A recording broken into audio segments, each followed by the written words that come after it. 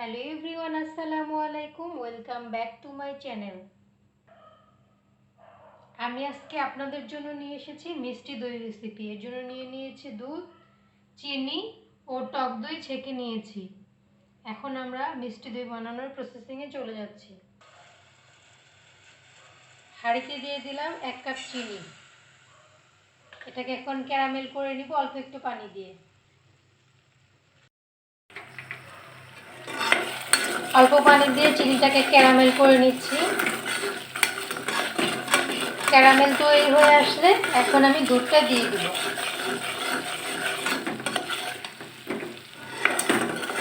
চিনিটাকে বেশি পরে ফেলা যাবে না।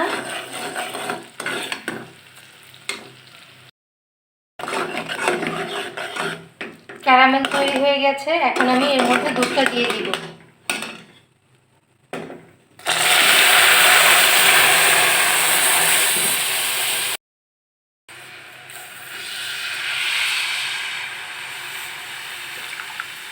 দুধটা দিয়ে ভালো করে জাল করে নিব।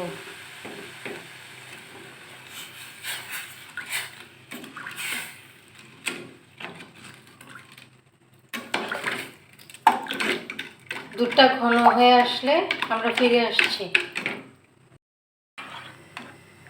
দুধ বলক আসছে, অপেক্ষা করব ঘন হওয়া পর্যন্ত।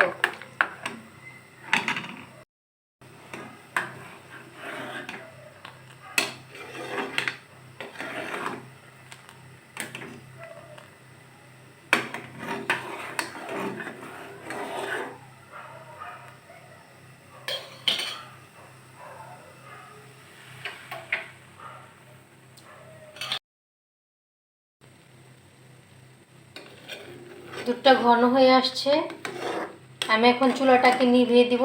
দুধটা ঠান্ডা হওয়া পর্যন্ত অপেক্ষা করব। চুলাটা এখন বন্ধ করে দিব।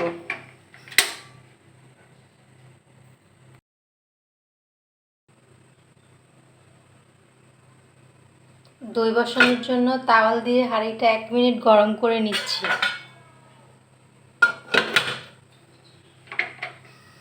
গরম হয়ে গেলে এর মধ্যে দইটা বসিয়ে দেব। টক দইটা একটা বাটিতে ভালো করে ফেটিয়ে নিচ্ছি। ফেটানো হয়ে গেলে দুধের সাথে মিশিয়ে দেব। এখন টক দইটা ভালো করে দুধের সাথে মিশিয়ে নেব।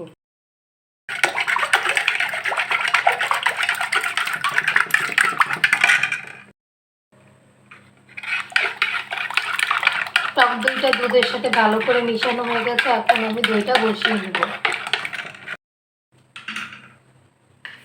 দুধটা ঢেলে দিয়েছি, এখন আমি ঢাকা দিয়ে এটাকে ভালো করে ঢেকে তাওয়াল দিয়ে ঢেকে দিব, ভাপটা যাতে না বের হতে পারে।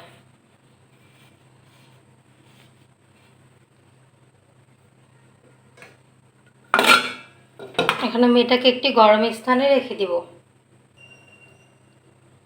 ফিরে আসবো 8 ঘন্টা পরে।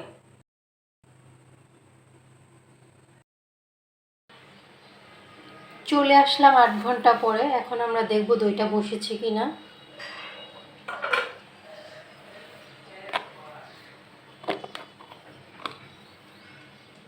আমার দইটা সুন্দর করে বসে গেছে। এতক্ষণ পাশে থাকার জন্য ধন্যবাদ। আল্লাহ হাফিজ। এখন আমি এটাকে 1 ঘন্টার জন্য নর্মাল ফ্রিজে রেখে দিব।